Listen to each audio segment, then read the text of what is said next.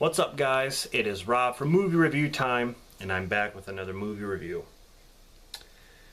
Just chilling out in my bed again.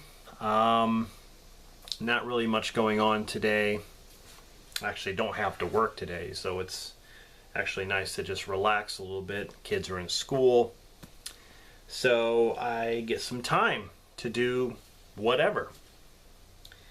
And I thought, I'm going to review one of my favorite thrillers of all time. It's definitely in my top 10 for sure.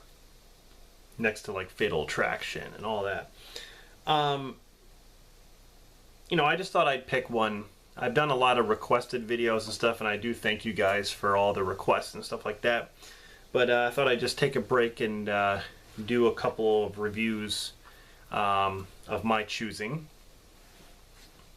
And the movie that I'm going to review today is The Hand That Rocks the Cradle. This film is amazing. It's classified as a psychological thriller from 1992, but the movie changes tones. Like, the third act turns into like this home invasion film with great music and just, I don't know, just some really, really cool thrills. And Rebecca De Mornay, fantastic actress. I mean, she was made for this part.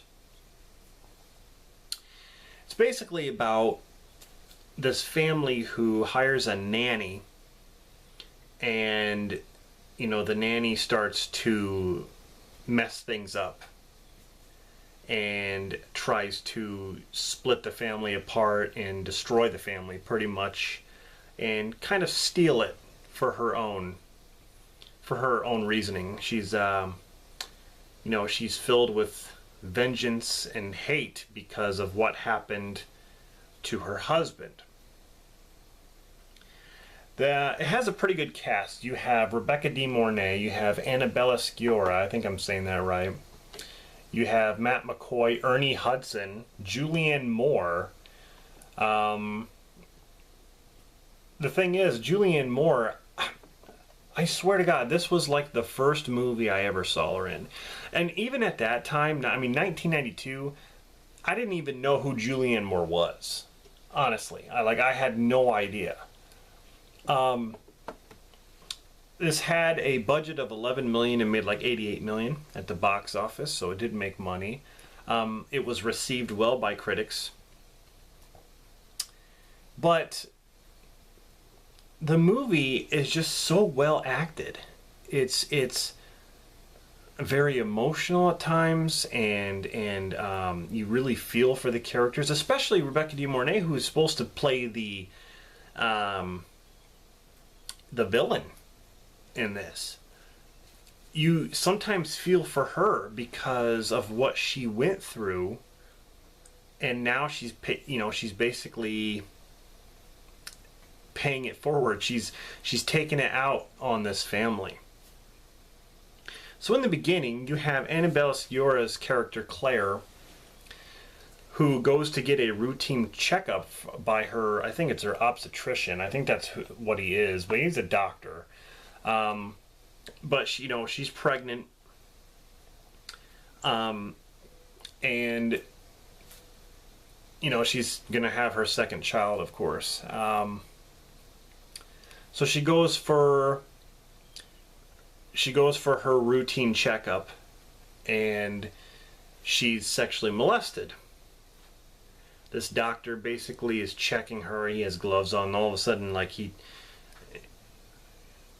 he puts his hand down and he takes the gloves off and basically fingers her. And because of that, she runs out of the office and she starts to report it to her husband, and they put it on the news. And a bunch of women come forward and make the same claim that they've been molested by this doctor. This doctor sees all this playing out on the news, and he gets a gun and he shoots himself. Well, come to find out that, you know, that was Rebecca De Mornay's husband, the doctor. So at this time, when this is all going on, Rebecca De Mornay, she's having a baby and she collapses, and she goes to the hospital and she loses the baby.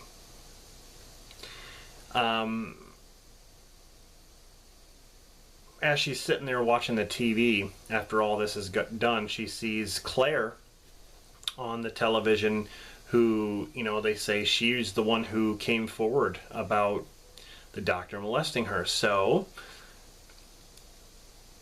as a revenge plot, Rebecca De Mornay sees her, and she's gonna mess her world up because of what she said about her husband and what happened to her. Her real name is, Rebecca De Mornay plays Mrs. Mott, but her name is Peyton Flanders. That's the name she's using to apply for this nanny position that Claire is, you know, putting out there. They need to hire a nanny. So Peyton shows up, and she's really nice to her and stuff like that. But things start to go wrong ever since she shows up. Like things start to go wrong, just little bitty things. You know, Peyton starts hitting on Claire's husband. She starts breastfeeding the baby because Claire finally has the baby. Peyton starts to breastfeed the baby, and then when Claire goes to breastfeed the baby doesn't want her because the baby's used to Peyton doing it. Peyton's idea for revenge is she wants to take the baby away and claim it as her own because she lost the baby in the beginning. And she blames that on Claire. She blames her husband shooting himself. She blames that on Claire. So she's going to take away Claire's husband too. So she starts flirting with her husband, starts, saying these really nice things to him. Just kind of, just typical flirt. She's trying to take away everything of Claire's because she got everything taken away from her. So it's that kind of revenge plot. Then you have Ernie Hudson, who joins the mix, who is he's mental in a way, but he's not stupid. He's like, okay, I see. That's a work of art. Yeah. Oh. Are you building this fence to keep people in, or keep people out? Well, both. Okay, I see. Everything all right? Right as rain. Ernie Hudson's great, man. So he basically goes over to Claire's house as like a maintenance guy, puts up their fence. He's painting stuff. He's basically working on their house and property. And he notices a lot of stuff that's going on with Peyton. He catches her breastfeeding. He catches her doing stuff and saying stuff. Peyton finds out about what he knows, and basically frames him. Puts Claire's little girl's daughter. She has a daughter that's, I think, in grade school, and Rebecca De Mornay plants her little underwear in his little cart, his maintenance cart, frames him, basically implying that he's molesting the little girl, which he wasn't. And so he gets taken away. Julianne Moore gets into the mix, and there's a feud between Rebecca De Mornay and Julianne Moore. I feel sorry for what happens to her. But all these, see, all this is trying to go as planned, but then people start getting in the way. Ernie Hudson gets in the way, Julianne Moore gets in the way, and then so Peyton has to, she has to find ways to get rid of them. So there's no, witnesses around to, no one's really looking into what she's doing. Although Julianne Moore does get the backstory on Peyton and who she really is and what she's really doing there. But she doesn't get a chance to she doesn't get a chance to tell Claire. Anyway, the third act, I don't want to spoil everything, but certain things I want to talk about. The third act, it escalates, okay? Like it becomes a home invasion movie with this really creepy music. A really loud scare music. It turns into a different film then, and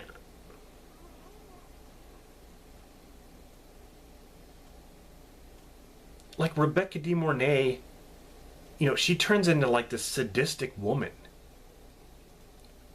She really, I don't know what it is. She just like, she's very, she just turns evil. And it's great. I mean, it's like this huge build-up to the third act.